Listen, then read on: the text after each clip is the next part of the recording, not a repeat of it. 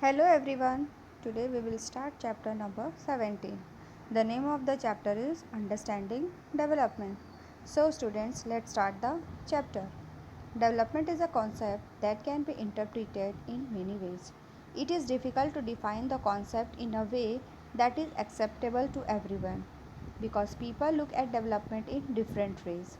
Most people think development is achieving one's need and aspiration, but then we should like to improve everyone's lives. So, what are the possible ways in which we can make all people prosperous enough to lead a happy and contented life? So students, यहाँ पे ये बता रहा है कि जो development है वो सभी लोगों के लिए डिफरेंट है. हर पीपल के हिसाब से डेवलपमेंट अलग अलग है, चाहे वो किसी भी फील्ड का हो. फॉर एग्ज़ाम्पल कि अगर एक लेबर है और वो क्या चाहेगा कि उसके पास इनफ अमाउंट हो जिससे उसकी फैमिली की नीड फुलफ़िल हो. और यहाँ पे ये बता रहे हैं कि हम अपने ऑब्जेक्टिव्स को कैसे अचीव कर सकते हैं, किस तरह से अलग अलग पीपल डेवलपमेंट को अलग अलग तरह से देखते हैं. सो हियर स्टूडेंट्स, यहाँ पे दिया हुआ है टेबल. इसमें ये बता रहा है कि इसमें दे रहा है कि कैटेगरी ऑफ पीपल और एस्पिरेशन ऑफ डेवलपमेंट. जैसे daily wages labour, work throughout the year, better wages, childs education. जो डेली वेज के जो लेबर हैं वो साल भर काम करते हैं बेटर वेज पाने के लिए अपना, और ताकि वो अपने चिल्ड्रन को एजुकेशन दे सके. तो ये उनका डेवलपमेंट है. इंडस्ट्रियलिस्ट के लिए क्या डेवलपमेंट उसका? Availability of cheap raw material, roads, electricity and other infrastructure, peaceful environment.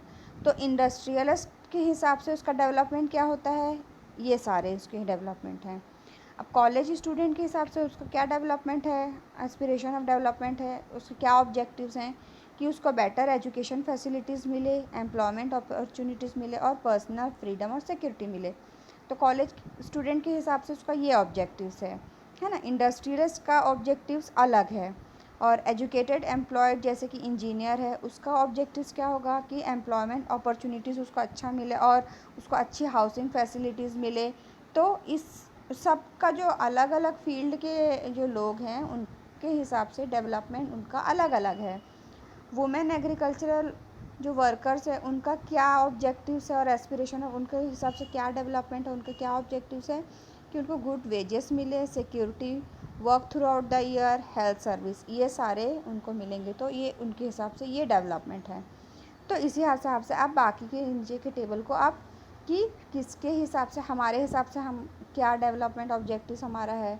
Small जो फार्मर है उसका क्या ऑब्जेक्टिव्स है, टीचर्स और विलेज सरपंच जो है. तो इस हिसाब से ये बोला जा रहा है कि हर किसी के हिसाब से जो है वो डेवलपमेंट अलग अलग है.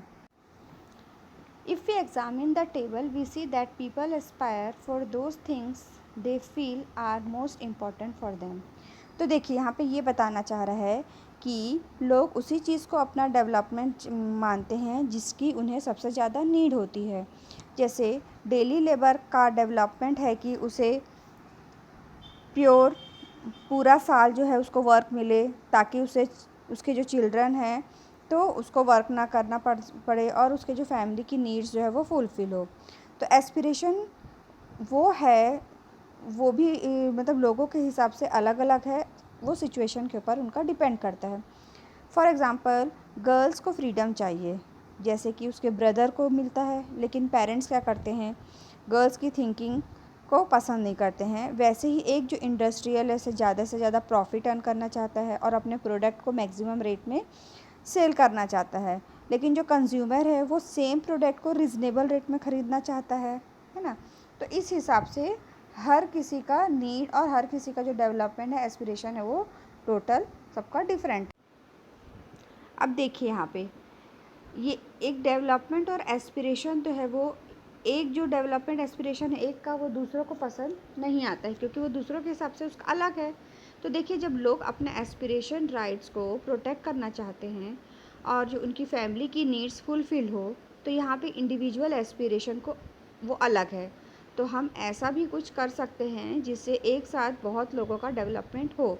कि वो कैसे होगा? जैसे कि यूनिवर्सल राइट्स है ना.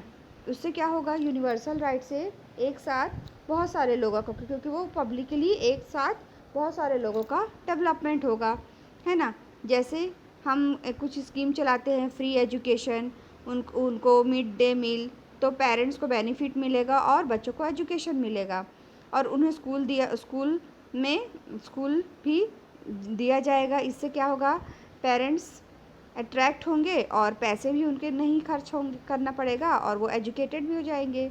और कुछ पब्लिक वेलफेयर भी कर सकते हैं, जैसे कि drinking water, health facility, sanitation, ये सारे सब चीज़ क्या है, यूनिवर्सल हम राइट से तो ये एक करेंगे, तो इससे क्या होगा, एक साथ बहुत सारे लोगों का बेनिफिट होगा।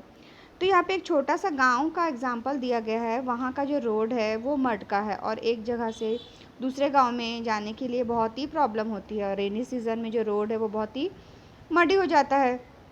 तो वहाँ पे उन लोगों ने डिसाइड किया कि ये रोड को ब्रॉड करें, और कुछ लोगों को, लेकिन जब रोड ब्रॉड करना का इन लोग ने डिसाइड किया, तो क्या होगा कि रोड ब्रॉड करने के लिए वहाँ पे जो आसपास की रोड की जो ज़मीन है कुछ लोगों की, वो उस पे आ जाएगा और उनको अपना ज़मीन को देना पड़ेगा। तो गांव वालों ने उनके रोड बनाने के लिए जो है वो प्रॉब्लम को सॉल्व किया, और फिर इससे वो पब्लिकली वेलफेयर भी होना चाहो, मतलब उससे हुआ, पब्लिकली वेलफेयर भी हुआ। कैसे हुआ, क्योंकि रोड सब लोग मिल के डिसाइड किए, तो रोड चौड़ा हुआ, तो उन लोग को बारिश में आने जाने का एक जगह से दूसरी जगह प्रॉब्लम नहीं होगा, तो रोड बन गया, तो वो रेनी सीजन में भी एक जगह से दूसरी जगह इजीली आ जा सकते हैं। Then the next topic is contradiction on development scheme. देखिए अब यहाँ पे ये बता रहा है कि क्या क्या कॉन्ट्रडिक्शंस फेस करना पड़ता है कहीं भी, चाहे वो गांव हो या शहर हो, जहाँ भी इंडस्ट्री, तो ये वहाँ पे जॉब अपॉर्चुनिटीज़ जो है वो ज़्यादा होगा, लोगों को जॉब मिलेगा, और फैक्ट्री में गुड्स मैन्युफैक्चर भी ज़्यादा होगा। तो ये कॉन्ट्रडिक्शन जो है वो स्कीम चला के हम लोगों को अपॉर्चुनिटीज़ प्रोवाइड कर सकते हैं। तो उसी की वजह से जो है बहुत सारा जो कॉन्ट्रडिक्शन होगा, क्या क्यों कि लैंड की ज़रूरत पड़ेगी इंडस्ट्री के लिए, मिनरल रिसोर्सेज की भी ज़रूरत पड़ेगी, और लैंड से मिनरल रिसोर्सेज माइनिंग करके निकालना पड़ेगा, तो उनको अपना लैंड भी देना पड़ेगा। प्रॉपर फैसिलिटीज़ उन्हें प्रोवाइड नहीं होता है, तो वो अपना जो लाइफ स्टाइल पूरी तरीके से फुलफ़िल नहीं कर पाते हैं। तो यहाँ पे एक उड़ीसा का एग्जांपल दिया गया है। तो देखिए उड़ीसा में क्या फ़ेमस है, आयरन और जो कोल बॉक्साइट के लिए ये बहुत ही फेमस है। तब स्टेट प्लान कर रहा है यहाँ पे यूनिट, मतलब 45 यूनिट्स खोलने का। तो वहाँ के जो पीपल हैं उनको ये फियर है कि उनका जो लैंड है वो इंडस्ट्री सेटअप करने के लिए ले लिया जाएगा, तो फिर लोगों को जो कॉम्पनसेशन देंगे, उनका लैंड लेंगे, तो उनको फिर वहाँ से हटा दिया जाएगा। तो फिर वो जो अभी तक सेट है वो हटेंगे वहाँ से, अपना लैंड भी देंगे। तो क्या होगा कि उनका जो लिविंग सोर्सेस है उसको कैसे हम बचाया जा सकते, तो उसकी प्रोटेक्शन हो, उसका डिमांड था। जो हमारे एनवायरनमेंट की स्टडी करते हैं वो गवर्नमेंट अपना कंसर्न दिखाए इंडस्ट्री सेटअप करने का। एनवायरनमेंट बहुत, उससे क्या होगा, अगर इंडस्ट्री सेटअप होगी तो एनवायरनमेंट भी तो बहुत इफ़ेक्ट होगा, एनवायरनमेंट पे पॉल्यूशन होगा। तो सबसे पहले गवर्नमेंट ने इन्वेस्टिगेट किया कि लार्ज स्केल इंडस्ट्री सेटअप हो रहा है तो उससे एनवायरनमेंट तो कहीं इफ़ेक्ट नहीं हो रहा है, और जो गार्बेज निकल रहा है फैक्ट्री से डेली जो वो कलेक्ट हो रहा है वो सही जगह पे जा रहा है कि नहीं तो क्या होगा, उससे वो एनवायरनमेंट को पॉल्यूट करेगा। कहीं वो सोर्स ऑफ वाटर को तो पॉल्यूट नहीं कर रहा है, क्योंकि इंडस्ट्री सेटअप से बहुत सारा प्रॉब्लम अराइज होता है। तो विलेज के पीपल को, जो वहाँ पे इंडस्ट्री सेटअप हो रहा है, तो वहाँ पे जो विलेज के पीपल हैं उनको ये इंडस्ट्रीज़ के कारण प्रॉब्लम तो नहीं हो रही है, तो गवर्नमेंट ये सब चीज़ों को पहले इन्वेस्टिगेट करता है। Now the next topic is income and other objectives. तो सबसे मेन ऑब्जेक्टिव्स यहाँ पे हर एक इंडिविजुअल के लिए क्या है कि सभी को मनी चाहिए, है ना। जैसे कि लेबर को अच्छा काम चाहिए, वो अपना डेवलपमेंट इस तरह से देखता है। इंडस्ट्रियलिस्ट को ज़्यादा से ज़्यादा प्रॉफिट अर्न करना है, वो अपना डेवलपमेंट इस तरह से देखता है। तो मतलब इनकम से एक तरह का डेवलपमेंट ही तो हो रहा है ना, मतलब ज़्यादा से ज़्यादा इनकम होगा तो लोगों का जो लाइफस्टाइल है वो बदलेगा, है ना, उनका डिज़ायर फुलफ़िल होगा। जैसे हर किसी को सोसाइटी में इक्वल फ्रीडम चाहिए, है ना, जहाँ वो रहता है, क्योंकि वो जो एनवायरनमेंट में रहता है वो सिक्योर हो, तो सिक्योर का कॉन्सेप्ट ये है कि सोसाइटी में फ्रीडम हो, वहाँ डिस्क्रिमिनेशन, इक्वल अपॉर्चुनिटीज़ हर क्लास के पीपल को प्रोवाइड हो, तो और उनको सारा जो बेनिफिट है वो इक्वल मिले। जैसे प्रॉपर एजुकेशन है, मेडिकल ट्रीटमेंट है, जो उनको ऑफिस प्रोवाइड कर रहा है, ये भी डेवलपमेंट क्या है, ये भी डेवलपमेंट का ही एक एस्पेक्ट है। और बेनिफिट्स नहीं प्रोवाइड होगा तो इससे भी कैपेसिटी ऑफ वर्क डेवलपमेंट में इफ़ेक्ट होगा, है ना। तो यही यहाँ पे बताना चाह रहा है कि इनकम के क्या और अदर क्या क्या यहाँ पे इसके ऑब्जेक्टिव्स हैं। Then the next topic is the measurement and distribution of income. तो यहाँ पे अब ये बोल रहा है कि कैसे हम मेजर करें किसी भी कंट्री या पीपल के इनकम का। तो वो कैसे हम यहाँ पे मेजर करेंगे। तो कंट्री का इनकम, पीपल के इनकम को टोटल करके हम मेजर किया जा सकते हैं। जैसे जीडीपी किसी भी कंट्री के इनकम का एवरेज निकालने में हेल्प करता है। तो कैसे निकालोगे आप उसको, तो total output of production of country divided by number of people population in the country करके हम क्या निकाल सकते हैं, हम जीडीपी यहाँ पे निकाल सकते हैं, है ना। तो ये इसका एग्जाम्पल है निकालने का, ग्रॉस डोमेस्टिक प्रोडक्ट, इससे हम निकाल सकते हैं। तो इस मेथड के थ्रू हम डिफरेंट स्टेट्स का पर कैपिटा जीडीपी निकाल सकते हैं। और इसके थ्रू हम हर स्टेट का डेवलपमेंट इससे हमको पता चल सकता है। उसी तरह से हम रूरल हाउस होल्ड जैसे कि फार्मर, वेज अर्नर है और कैजुअल फार्म लेबर है, उनका भी टोटल इनकम एक्सपेंडिचर इसी टेबल के थ्रू हम निकाल सकते हैं। जैसे यहाँ पे दिया गया है, देखिए कि महाराष्ट्र का पर कैपिटा जीडीपी है 1,14,392, केरला का है 1,03,820, बिहार का है 31,199। तो इसके हिसाब से ये जो बता रहा है, देखिए यहाँ पे टेबल 17.3 में क्या दे रहा है कि एवरेज इनकम ऑफ ग्रुप्स, है ना। इसमें बोल रहा है, इसमें ईयर दे रहा है 2010 और 12 का दिखा रहा है कि ए का इनकम है 2000, बी का है 4, सी का है 5000, डी का है 6000, ई का है 3000। इसका टोटल इनकम हो रहा है, टोटल आ रहा है 20,000।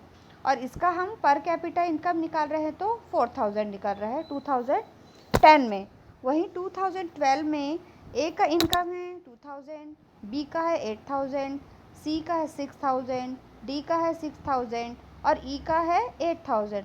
तो टोटल ही सारे का इनकम मिलाएंगे तो हो रहा है 30,000 और पर कैपिटा इनकम निकाल रहे हैं तो उसका दिखा रहा है 6000। तो यहाँ पे ये बताया जा रहा है कि ए टेबल अकॉर्डिंग टू टेबल जो income of all people increased, okay, and the development chances is limited to some people only and here service value is not increased। लेकिन यहाँ पे but the price of goods जो हो रहा है वो increased हो रहा है ना।